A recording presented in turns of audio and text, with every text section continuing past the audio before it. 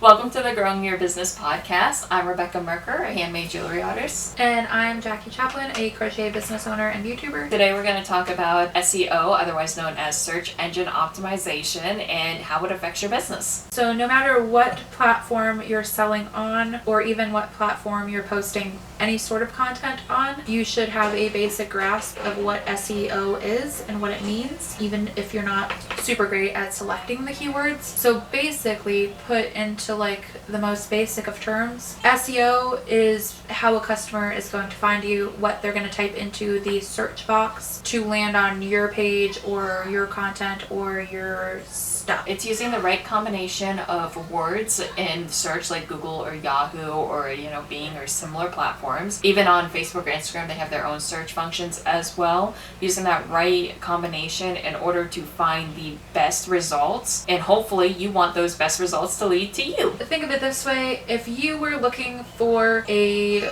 necklace with a pearl, you're probably going to type in more than just necklace. You'll type in specifically pearl necklace. You wouldn't type in pearl bracelet if you were looking for a pearl necklace. You're just going to want to think about what your customer is going to be looking for that is going to bring them to your stuff. In addition to like pearl necklace, you might look for vintage jewelry, because pearls can kind of be vintage. Maybe white necklace, because a lot of times pearls are white. They can be other colors, but we're just hitting general kind of concepts that way. And then as far as social media goes, hashtags are a form of the word. So you want to use relevant hashtags to whatever you're posting. If you're posting about a necklace, hashtag necklace. Alt data as well. If you've seen, they'll ask you to put in the little meta descriptions or these little tiny box descriptions. And one thing is that they're ADA compliant, and so they allow people who are not able to visually see your product to get a good description of what it is before they buy it. So you want to fill that out everywhere, including on your website anyways. But alternatively, they work as another form of search engine optimization. They take those keywords and they put you in a couple more times in the hopes that you'll be found by your customers. Yes. Search engines want you to be found. It gives you a little boost. Plus, there are businesses that are not putting in that information, so they may be selling the same thing, but you're going to lose out on the maybe visually impaired community market, that are still buy things, because they're people too. So make sure you're doing that, because it does give you a boost, but then it opens up your audience to an even wider pool of people, whereas somebody who's not doing that is pretty much eliminating that whole demographic of individuals. Now, there are things that are out of your control with this. Something that's relatively new, I'd say last 4 or 5 years with search engine optimization and just searches in general, is the way the algorithms or the way the code has been written in order to regularly target specific individuals with their interest in order to boost sales so that they can gather commission off of those sales. And so if you are already searching for specific types of things and then you type into the search something, looking for something, it's going to show you similar things to what you've already searched for, but in the category that you're searching for. Those are things that you can't control for your customer. Yeah, that's machine learning. Yeah, there's not a whole lot you can do about that. But what you can do is you can adapt your own search results on your phones, tablets, and stuff in order to see what a potential customer might be seeing and get an idea for what keywords are being portrayed to them. What are they looking for? What are the titles of the products? What are the captions and posts? What is the little description on websites if you go into Google or Yahoo before you go into it? That's the meta description of the website. Yes, and there's actually parts on your website builders, no matter which one you go to, that has you fill that in. It tells you a little bit about your website, and you can do it for each page of your website as well. That goes into a lot more detail and is something that we might collectively show in a video. That's high level stuff. It is. Website meta descriptions, because there's a character count that generally Google will only show the first 140 characters. So then it's about hitting those target keywords real early in what you're putting in there. But also Google's getting smart, so they don't want just keyword stuff, which is where it doesn't sound human anymore. Nobody's searching crystal jewelry necklace, pink rose pendant, whatever. You're just trying to keyword stuff. But they might search for something like crystal rose pendant necklace or pink rose necklace. Yeah, so it's separating that.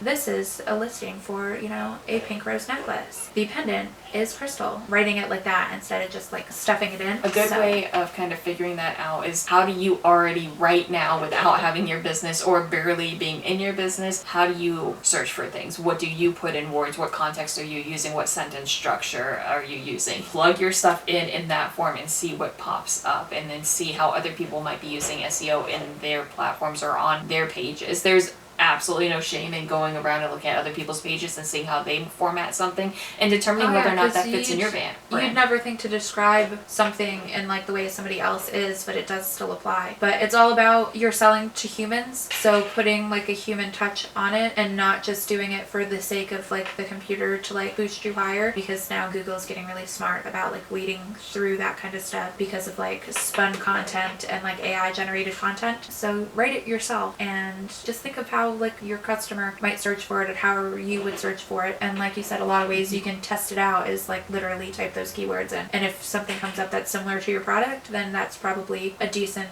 keyword. Jot that down. And then I know that Google has like AdWords where you can go in there and you can determine what ranking it is for the words that you are using, the more descriptive words. We're not talking about like the filler, the these and the a's and the is's. We're talking about things like that are very descriptive: pink crystal, rose pendant, you know, specific types of earrings, specific crochet patterns, you know. Yeah. We're talking very, very descriptive when it comes to there. They're going to tell you where that word ranks in it, and that determines whether you want to use it in a certain structure. A high rank means it's going to be on like the first couple pages of Google. Like, let's be honest, when we're Googling something, typically we might look through the first 5 pages tops. You're not going to look for something that's on page like 97. So you want high ranking keywords. And then there's typically a lot of competition with those. So you also want to target some like low hanging fruit, some of those more like niche things that you might not have like thought about being like relevant for. And those are kind of more like Hail Mary like kind of passes. Like an example, the word hygge is like getting big. Hygge. I guess that's what the like kids these days are saying for something that's cute. I don't know. I've thrown it in a couple of things just to see. Get some traction. Yeah, it looks like it's getting a little bit, and I don't even know if I'm saying that right, so ignore me if I'm not. I don't know. Chuggy, that's another one, but that's not a good one. That's a bad one. Chuggy means like tacky or like out of fashion. Whatever. Oh, okay, interesting. Yeah, you gotta really stay in the know. I'm pretty sure people before us thought that same thing when we were talking as teenagers and early adults. This is fire, diesel, whatever. Oh, it's the bomb. The bottom line is that SEO helps you. There's a lot of details into it, and I think that we should have a more detailed episode on this as we progress further into development. Yeah. Because right now we want to keep you on the what is let's explain. Yeah, this is more explaining the what it is and why it's important kind of vibe. Because SEO, how to do it, the general principle is the same across all platforms, but there's certain like things that apply to like Etsy SEO. So if you're listing something on Etsy, you get 13 keywords. You've got to make sure they're in the title. They're now reading the description a little bit. Mm-hmm. So you want to make sure they're like in your description and in your tags, and everything that's in your tags doesn't necessarily have to be in your title, but your like top 3 should be in your title. So like that specific. It comes with a lot of details. And then YouTube's kind of similar, but you get way more tags. You get like 500 characters worth of tags. Of course, your like 100 character title. So like there's going to be different rules across each platform, but the big takeaway here is to just kind of learn what SEO is and why it's important. And don't skip it on any platform you're on, because if you skip it, you're basically not indexed into the system. You've not told the interwebs what it is you have, so therefore no one's going to find it. The interwebs does not know how to find the customer for you. Yeah. You have to tell the interwebs where the customer is, who it is you're talking to.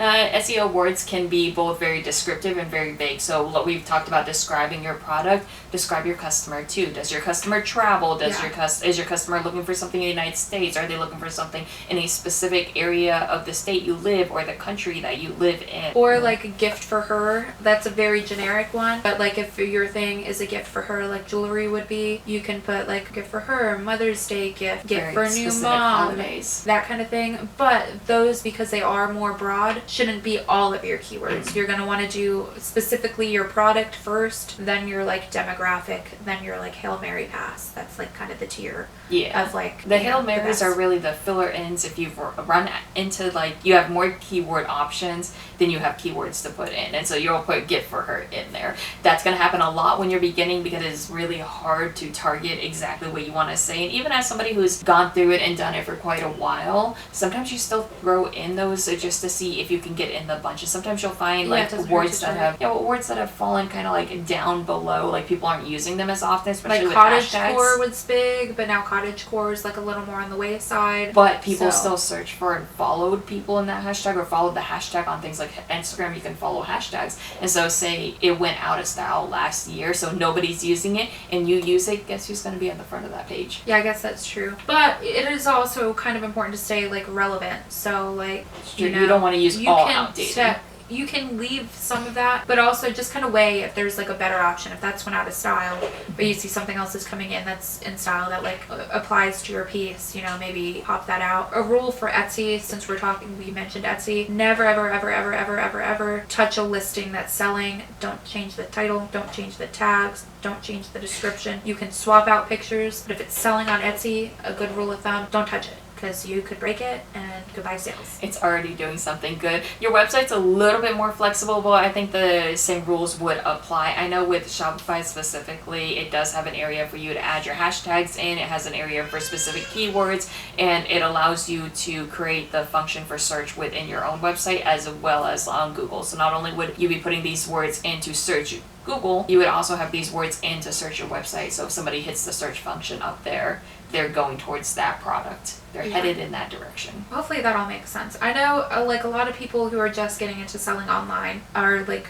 brand new to what SEO is, but once you like have been selling online, it applies to literally everything from putting a picture on Instagram to putting a video on YouTube to putting a listing on your website or on Etsy.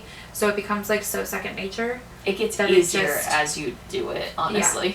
It's one of those fall in and keep doing kind of things. And it's one of those things you can't necessarily do wrong, because you could be perfectly describing your thing to a T. You're hitting everything you should be hitting, but sometimes things just aren't like trendy right now and will sell less, even though you've like perfectly described what it is. Sometimes you're using all the right words, but there are people who are paying for their spot to be a little bit higher than yours, and so they're making the sales that you're not. And I don't know if I'd see them necessarily as competition, but I would see them as they have a way of describing it, and is there a way to parallel describe. And it also matters, and this is something that's not touched on a whole lot when people discuss SEO, but for both Google and Etsy, it takes a while to get a rank on something. So like if you've put a brand new listing on Etsy or like a brand new thing on your website, Google and Etsy don't just like push it out to the world automatically. It needs time to like build like a quality score in Etsy and to get indexed by Google to like be pushed out. That's why Etsy, I don't know what the rules for like Google and how they do it. Etsy will give a new listing a little bit of a bump to kind of like cover that while they're trying to like index what you've put in into their like overall algorithm. But it can take 60 to 90 days to really get like a listing quality score to figure out where that's going to be like in the algorithm when it's going to be like shown to people. 60 to 90 days. So that's 2 to 3 months. So don't expect, you know, you to just put it on the internet or put it in Etsy and the traffic to come flowing in unless you're driving it yourself, because like it takes a while for Google to trust it and for Etsy to trust it. Yeah, I would say the same for pretty much everything, is that you create the listing, you do it to the best of your ability, you let it sit. You give it that month or so that it can really kind of amp up, get in there, get its claws in essentially, and people have a chance to actually search for it, determine whether they like it, so it could be retargeting them, especially if you're paying for ads, you want it to be retargeting them. And then if say in a month or so it's not selling, that's maybe when you want to go take a look at it. Then you can like adjust. And don't change absolutely everything. Yeah, change something small, because then it's more trackable. Because if you tried, 10 keywords and then you swapped them out for another 10 and then suddenly your thing takes off, well, is it all 10 of those new words or is it only one? You want to be able to, you want to be able to like kind of track your changes. And you can like A/B test products, which means like if you have a listing, you can duplicate it, but use like a slightly different title or like a slightly different picture and see which one performs better. That's kind of like high level stuff, but like it also requires a certain amount of like repetition. So like, what if they both do good at the same time? You have to have the ability and the want, desire to create 2 of them, or 4 of them, or 10 of them, depending on how many you listed that say they can sell. Well, usually the product's the same. It's just the description that's like slightly different in the picture. one on a black background. But you have versus 2 one on a separate white. listings, which means you have to have at least one of each. Yeah, that's true. Yeah. So if they both sell because they I make a lot of happen my stuff to order, so it's not really a big deal for me. But yeah, if you're selling like finished makes that are already made, make sure you have the like inventory to justify having 2 listings. Because if they're both bought at the same time, and you don't, that's not ideal. But if you can duplicate it physically, also try that to see. That's high level stuff. Basically, though, try out your SEO, and as much as it like pains people when they first start to kind of set it and forget it, set it and forget it. Don't be the person that's tweaking every day and getting very, very mad that you're not seeing results, because you typically won't see results for 2 to 3 months, and then you'll know if your efforts were actually doing something. If you spend all that time tweaking it, it's just, you'll eventually get that listing quality score, but you've probably ran through a whole bunch of different pictures or tags, before you finally got cataloged, and you didn't necessarily need to do all that. Essentially, it takes time. So if you have a chance to do some research on SEO, or if you guys have any questions, you can always shoot us a message. We'll answer what we can, and we will see you guys in the next episode. Have a good night. Bye. Yes, it's recording. Okay, well, you gotta be sitting here to do the introduction. Don't trip. Do you want me? I didn't trip. Okay. It fell all on its own. What are you doing? I was checking it because it said I got a follower, but I'm at $6.99 still, so whatever.